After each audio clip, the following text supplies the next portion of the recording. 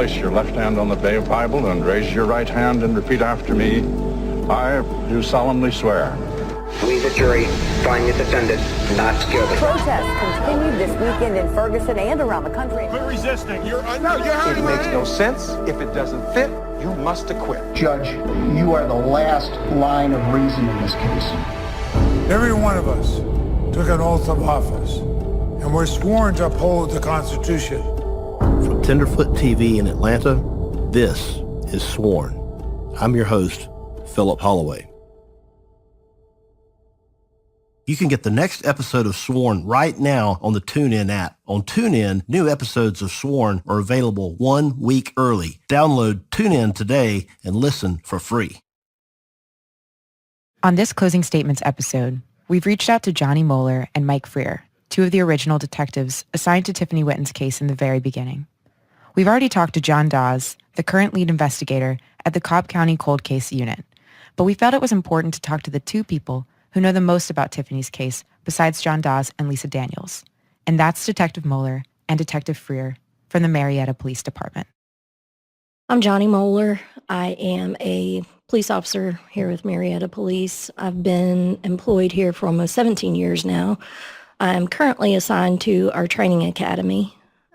I train new recruits and already certified officers. Prior to that, I spent 10 years in our detective division, working homicide and crimes against persons. Okay, so about how long after her disappearance did you get involved? Actually, our department did not get involved until January when Tiffany's mom, Lisa, came to the department to make a missing persons report. So we were already way behind the curve when the report was made because Tiffany went missing in September. And it was almost 4 months later in January when she was reported missing by her mom to us. And then that's when we became aware of the case and got involved. It's just one of those cases that stays with you. At that point, when I started working the case, I had been in detectives for 9 years, working homicides and those type cases. And this was the first case in my time back there as far as serious cases that I wasn't actually able to bring to a resolution. It's not officially a homicide case at this point, but all facts are pointing to that at this point. It's really the only homicide case that I haven't resolved in my 10 years in detectives. And so it does bother me. It hangs over my head, not being able to bring closure, bring answers for Lisa and her family. And as I worked the case, over the year time that I worked the case, I got to know Lisa, I got to know her family, and it was just heartbreaking to see the effects that it had on her entire family. There are definitely people out there who know what happened, and that's the frustrating part for me as an investigator, because it's like beating your head against a wall. You know that people know, but they're just not willing to talk to the police or to come forward and tell what they know. And that's the most frustrating. When you first started on the case, what was the first thing that you did?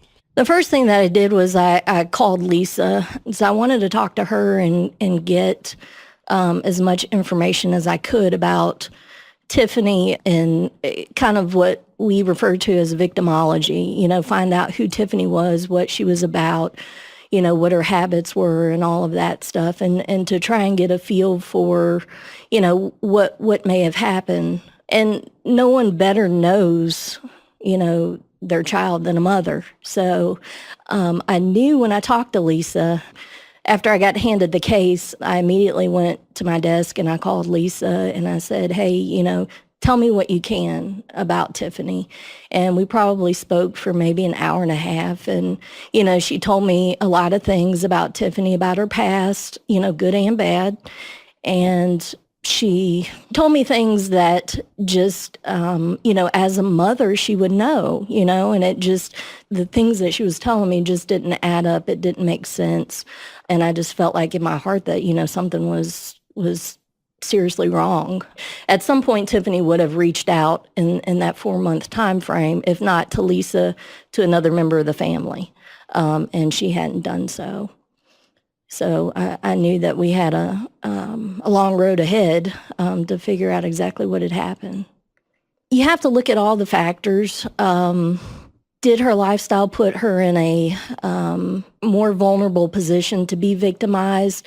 Yeah, I believe so. But ultimately what happened to her is the responsibility of the person who did that, who is responsible for her disappearance and her missing.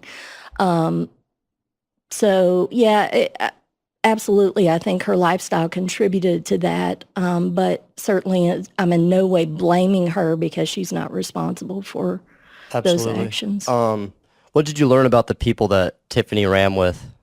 Some interesting characters, for sure. Have you talked to many of them?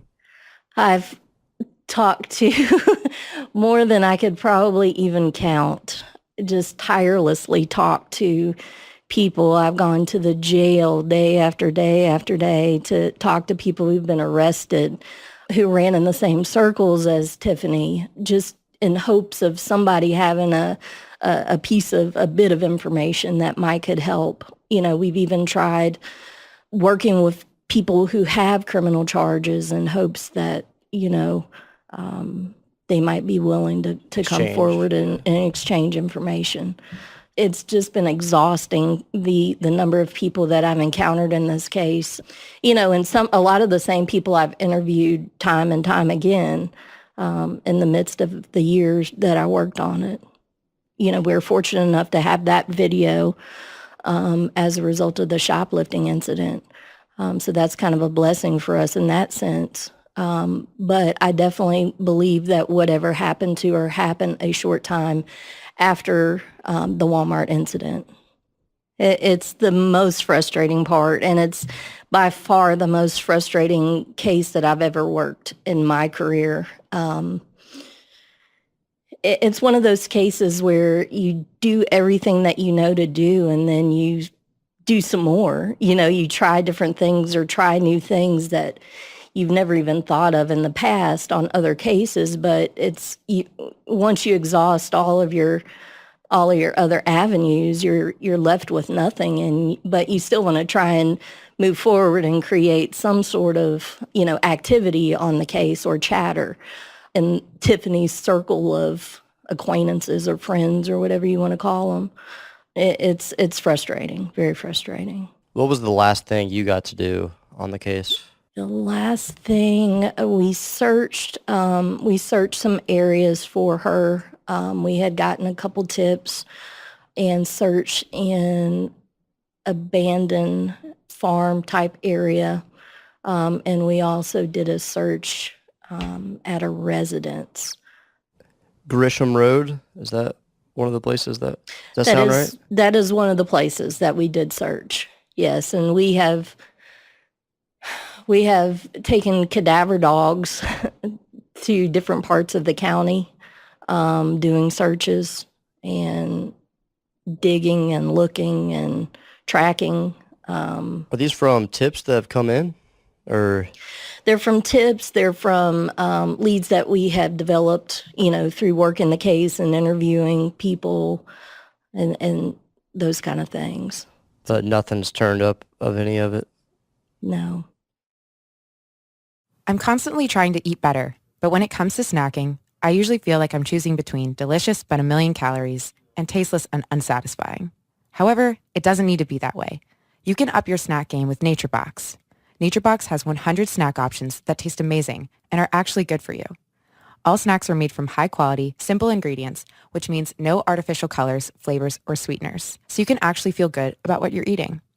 My personal favorites are the sriracha roasted cashews, the dried mango, and the sea salt chickpeas. All three are flavorful and satisfying. You're sure to find your new snack obsession at NatureBox too. They add new ones every month, inspired by real customer feedback, food trends, and professional chefs. It's super simple. Just go to naturebox.com, choose the snacks you want, and NatureBox will deliver them right to your door. The best part is that there's no risk. If you ever try a snack you don't like, don't eat it. NatureBox will replace it for free. Right now, NatureBox is offering Sworn fans 50% off your first order when you go to naturebox.com/sworn. That's naturebox.com/sworn for 50% off your first order. naturebox.com/sworn. How do you feel about leaving the case? Were you proud of any of the headway that you made on the case? Do you feel like you left it in good hands? I do. I think initially the case was probably looked at as, a lot of detectives look at missing persons cases, and they look at, a person's history and background and, what's their normal behavior and all those kind of things. And when you look at Tiffany's case on the surface, it appears to be just one of those normal kind of cases of, well, she might be on a drug binge, or she's just, mad at her family and out of contact. But then as you start really looking into it a little bit deeper, you start to see some of the issues that, cause concern, that are out of the ordinary. And, I think that initially the case probably got looked at as just one of those cases that, she'll turn up.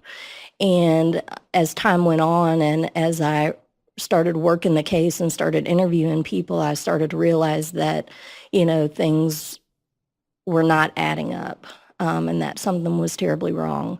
But I feel like that, I was able to take the case basically from nothing and, work it for an entire year, work it exhaustively for an entire year. And I felt like that I got it to a point where, without another significant break in the case, it was kind of at a stopping point.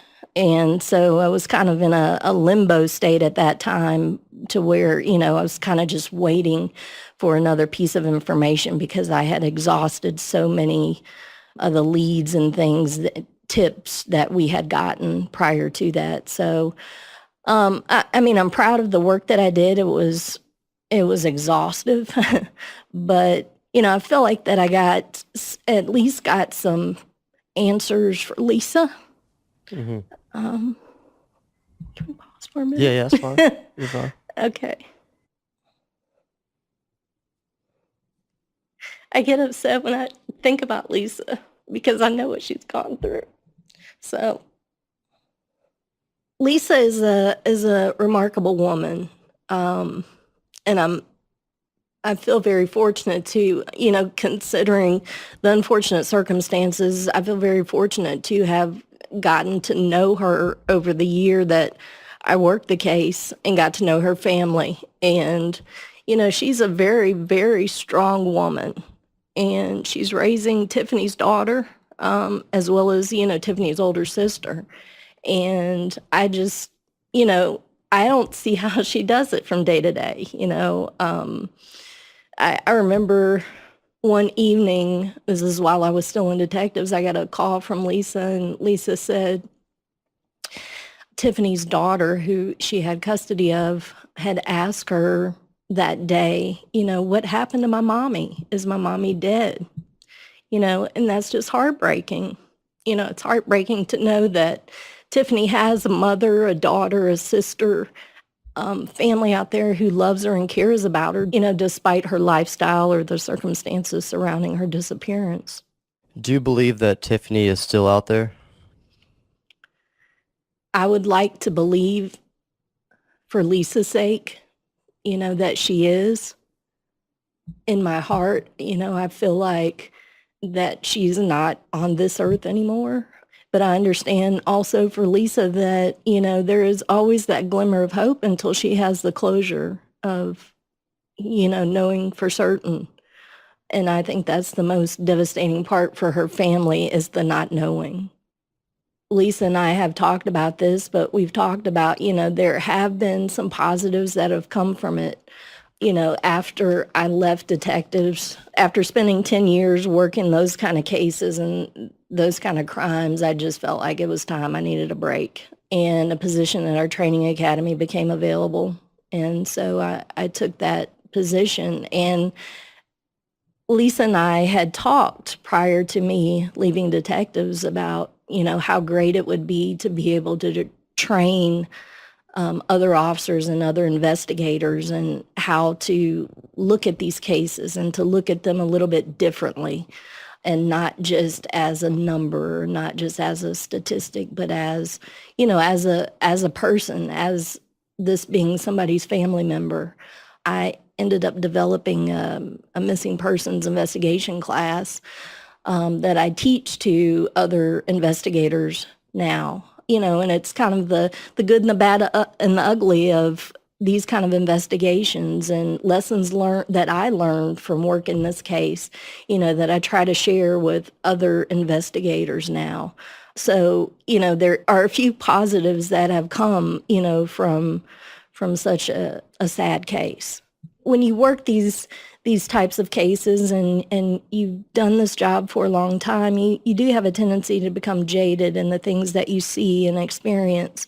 My hope is that even through all of that, whenever one of these cases comes across, a detective's desk, that they take a second to think about it and realize that, hey, this is someone's loved one. This is someone's daughter, son, mother, father. And they keep that in the back of their minds whenever, they move forward throughout the case, because there are people that care about them despite the circumstances and that do want answers and that deserve answers. Do you think enough is being done on the case right now? I do believe so. I mean, unfortunately, we're 4+ years into it now, and the leads are just not there like they used to be. The tips, are not there. So certainly I do believe that if tips are coming in, that they are being followed up on and they are being worked as they should be. I think the problem is there's just not really enough information coming in. Honestly, the case was a cold case when we got it, because we were already 4 months behind the curve, and so it's just continued as we, have moved forward to get colder and colder. And really, all it's going to take, though, is someone coming forward with the right piece of information to tie everything together. Typically when women go missing or have been murdered, it's usually someone that's close to her or an acquaintance. It's not generally a stranger on stranger type crime. So it's usually someone that knows her, that is, a boyfriend, husband, spouse, something of that nature. So those are typically the people that we always look at first anyway, just statistically speaking. But anytime that we've explored other options, we still keep coming back to the same path. Do you still talk to John Dawes about the case? I do talk to John, and we always talk about the case. Anytime I see him, I ask him, any new leads, any updates, anything going on, in hopes that one day he may have a bit of news for me, or I'll get a phone call one day and to say, hey, we got something here. That's the hope anyway. Do you find yourself frantically searching online for the best deals on Black Friday or Cyber Monday? Why not let someone do all the work for you? With Honey, you can see a price history and get notified whenever prices drop, so you know you're getting the best deals. It's super quick and easy to download, and I immediately went shopping on my favorite clothing websites. Every time, Honey pulled up promo codes that I didn't know existed and applied them before I checked out. Honey is a free desktop browser extension available on Chrome, Firefox, and Safari. Once you download it, the app searches the internet during checkout and applies the best discount codes for that retailer. It'll save you time and money, and it's literally 2 clicks to join. If you're a fan of Amazon, like I am, you can use capabilities like price tracking and the drop list. Price tracking shows the trends of an item's price, so you can plan when to buy, add items to your drop list, and Honey notifies you when the prices drop. And to top it all off, if the same item is available for less at another retailer, Honey lets you know that too, keeping in mind everything like tax, shipping costs, and the Amazon Prime discount. To get this amazing and free desktop app to start saving money, go to joinhoney.com/sworn. In 2 clicks, you will have access to over 1 million working coupon codes. They do all the work for you. Again, that's joinhoney.com/sworn, and try it out because it's free and easy. And who doesn't like a free way to save money? Hello. Hi, Mike. How are you? Good. How are you? Good. It's great to talk to you. You too. Wonderful. Could we start really quickly with an introduction? You just tell us your name and your title. Michael Freer, former Marietta police detective. Awesome. And you were the first detective on Tiffany's Whitton's case, or the second? The second. Detective Moeller was the first. Okay. And when did you get involved? Once Detective Moeller got transferred to a different unit, I was assigned the case, so I got involved immediately after she left the unit. And so I know that this happened in 2013. So what year did you get involved? I believe I got involved at the end of 2014, end of 2015. And how long were you on the case? I was on the case for over a year, and then I was transferred to the training unit. And so that's why your involvement in the case stopped? Yes, it did stop when I got transferred, and it was assigned to somebody else. So what was the very first thing you did on this case after Moeller passed it over to you? First thing I did is I reviewed the whole case file again, and I actually sat down with Johnny Moeller and talked to her about it and where we were going. And first thing I did after that, after reviewing the case, is myself and another detective went down to Columbus, Georgia, to the prison down there, and interviewed Ashley Caudle again, because Johnny had already interviewed him. I decided to see maybe he'll be a little more talkative with a different detective. So myself and another detective went down to Columbus and interviewed him. It was about a 45-minute interview. Nothing new came out of him.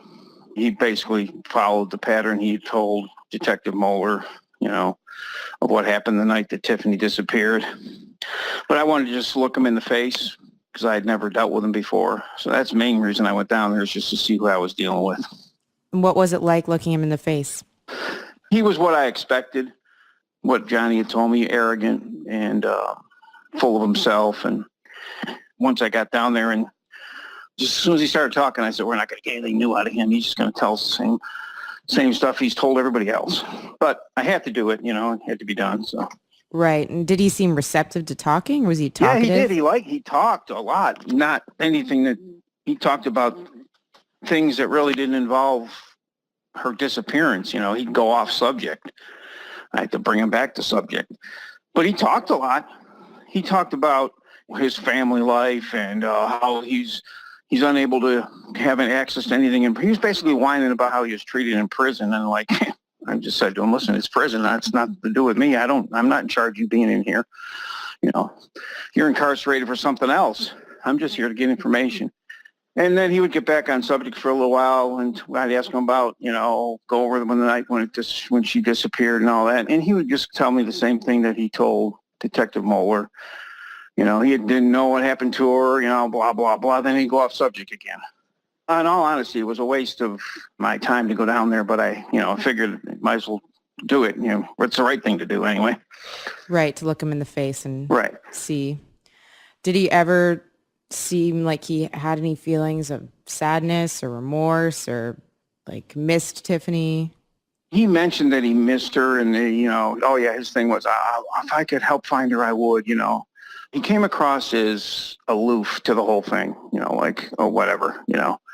He would tell me, I love to go, I hope they find her, hope she's all right. But in my opinion, he didn't seem like he really gave her a care in the world about whatever happened to her. Just, based on looking him in the eye and talking to him.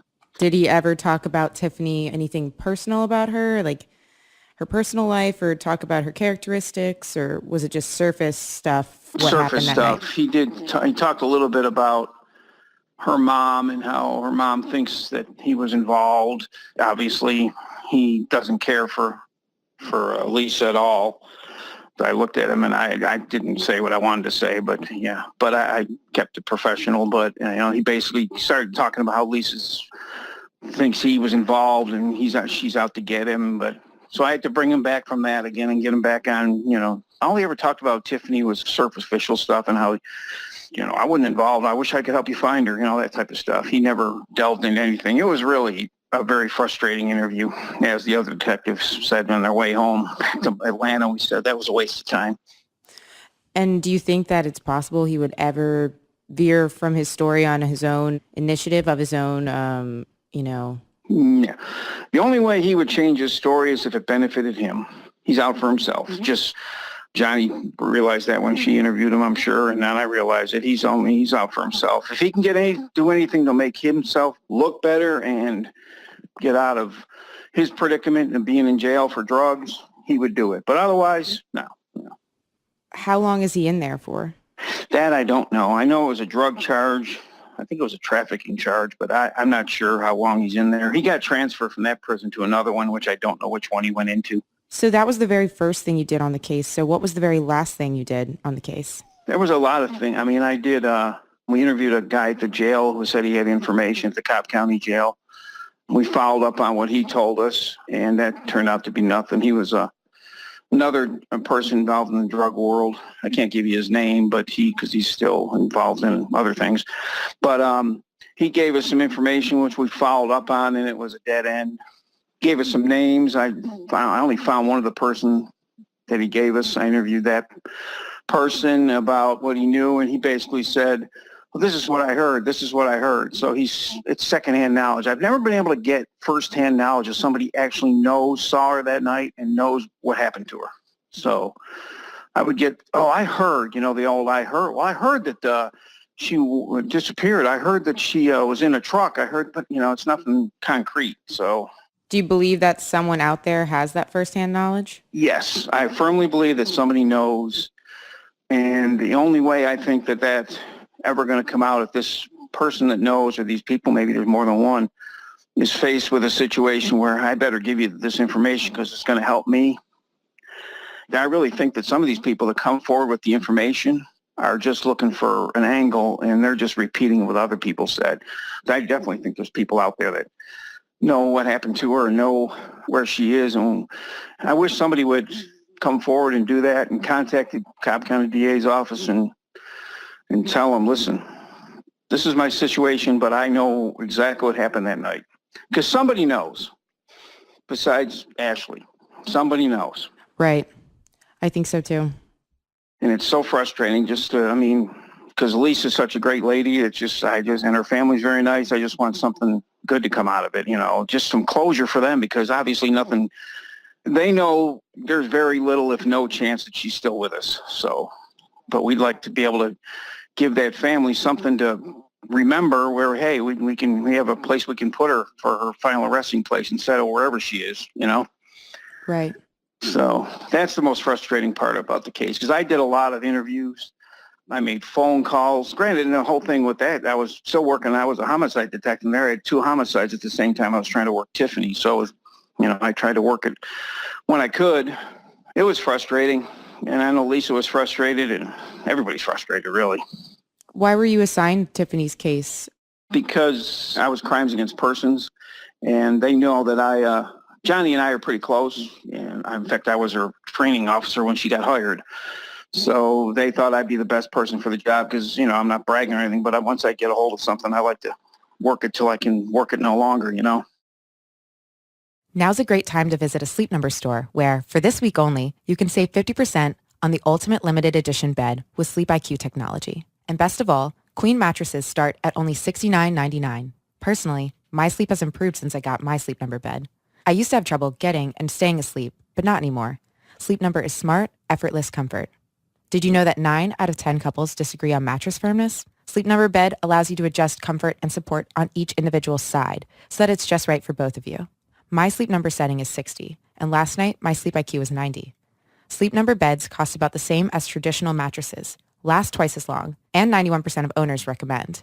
Go into any Sleep Number store during the Ultimate Sleep Number Week, now through Monday, and save 50% on the Ultimate Limited Edition bed with Sleep IQ technology. You'll only find Sleep Number at any of the 550 Sleep Number stores nationwide. Visit sleepnumber.com to find a store near you, and be sure to tell them that Sworn sent you. Visit sleepnumber.com to find a store near you. How did you feel when you were leaving the case? The thing is, I didn't feel real good because I didn't think I made any progress at all. I thought I worked it, but I didn't think I made it any closer to finding her, really. Just because I was getting the same story from all the different people, and the same leads were dead ends. And I worked really hard, but I don't think I really made a dent in it, to be honest with you, because nobody was telling me the truth, So when they took it away from me, granted, I was getting transferred, I just felt like I didn't really get Lisa I didn't do anything different than Johnny had, because we still hadn't gotten to I was hoping when I got the case we could find a conclusion for her, but we never did. So it was very frustrating. And it's still frustrating today because I still, I think about it, and then of course you hear about it. And even though I'm retired now, I still have, plus I'm friends with Lisa on Facebook, so I can see the frustration in her too. So I didn't feel like I made a difference in the whole thing, to be honest with you. Is there something in particular that you wish you could have accomplished? Well, the main thing besides finding her, obviously, is find that certain person that knows what happened. Like I said earlier, there's somebody out there that knows what happened. And the thing is with the whole drug world, and I worked narcotics for years before I became a detective, they're all liars. They're only out for themselves.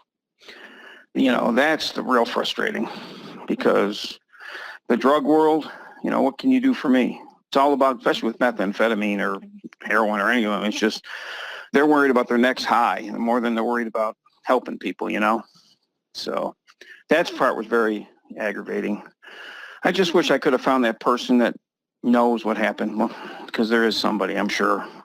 I know there is, but somebody's going to get arrested, and they're going to say, listen, I'm facing this. This is what I got, and that lead's going to lead us to her. I really believe that. Was there actually a particular person that you couldn't find or you couldn't ever make contact with? No, not really. Every name that I got from that informant at the jail, he gave me several names. Every name that either I couldn't find that person, but I did find a lot of them were incarcerated, so I interviewed him at the jail. I interviewed one guy actually when he was in court. He was actually going to state court on a probation violation. I found him in court and I interviewed him. That was another waste of time.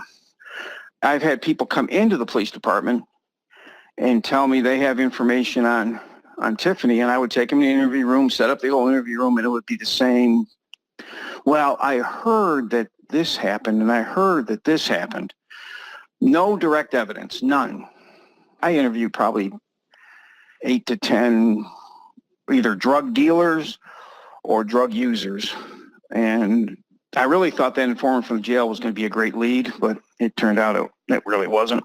But the drug world, I worked at DEA for a little while as a task force guy, so I know how these people think. So, right. So I know Tiffany was involved in the drug world, obviously, and with her boyfriend Ashley and everything like that. Besides all that, who do you think Tiffany was? Did you feel like you started to know her? There's articles about her, but there's not a lot of specifics on who she kind of actually was.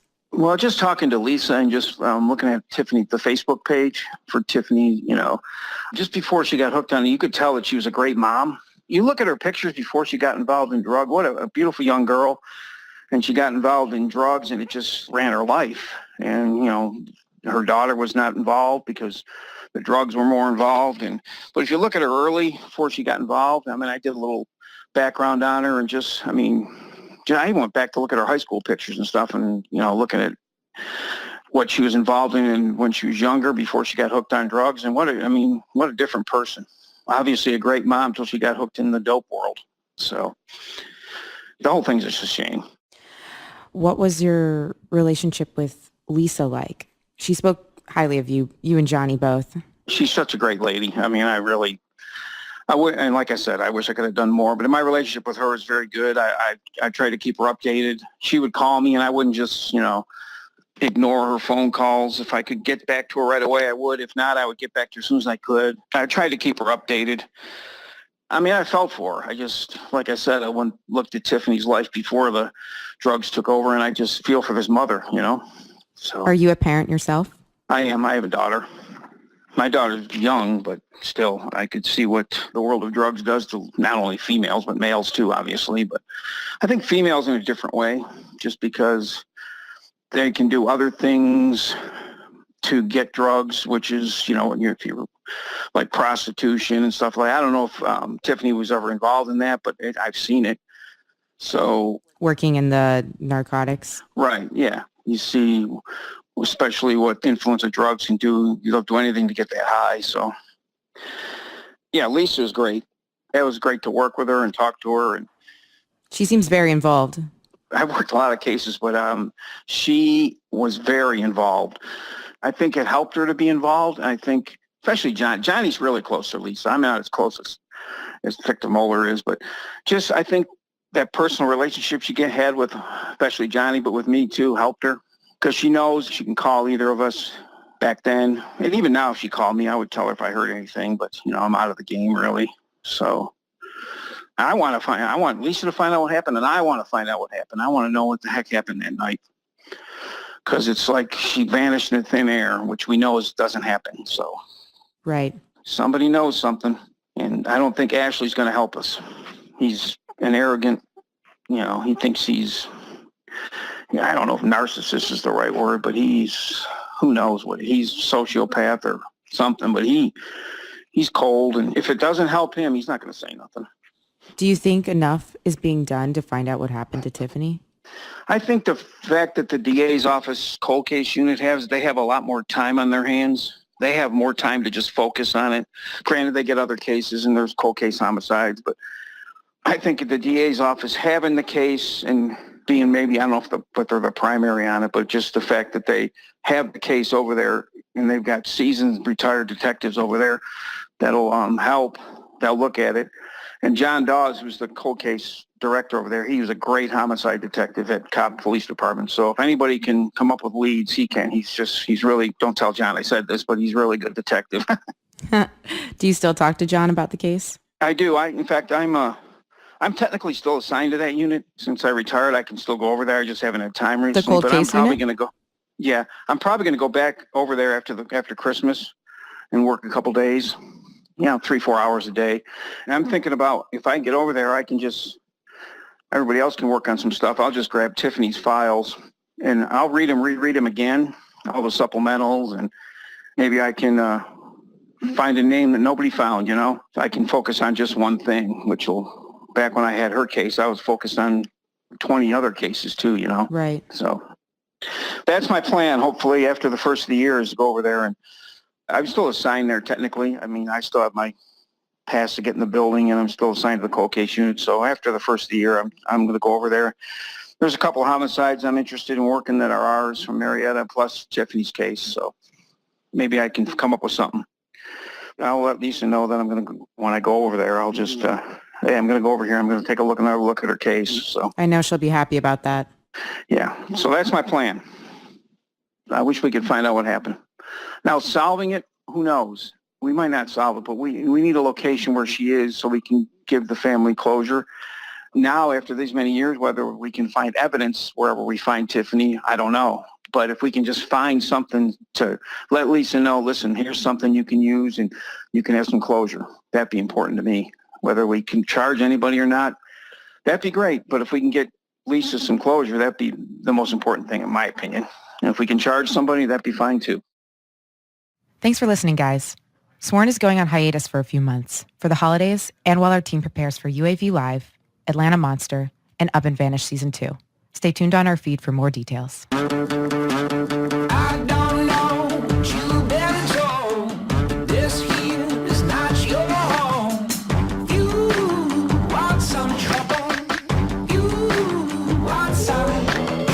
Sworn is produced by Tenderfoot TV in Atlanta.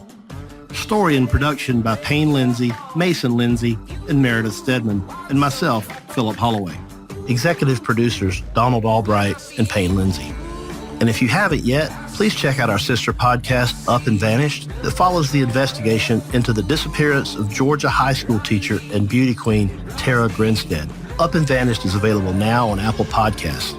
Sworn is mixed and mastered by Resonate Recordings. If you're in the market for podcast production, go to resonaterecordings.com to get your first episode produced for free. If you haven't already, please head over to iTunes now to subscribe, rate, and review Sworn. And make sure you check us out online at swornpodcast.com and follow us on social media at Sworn Podcast on Twitter and Instagram. And you can follow me, your host, Philip Holloway, at Phil Holloway ESQ on Twitter. Thanks for listening. This is Philip Holloway, and I'll see you next time on Sworn.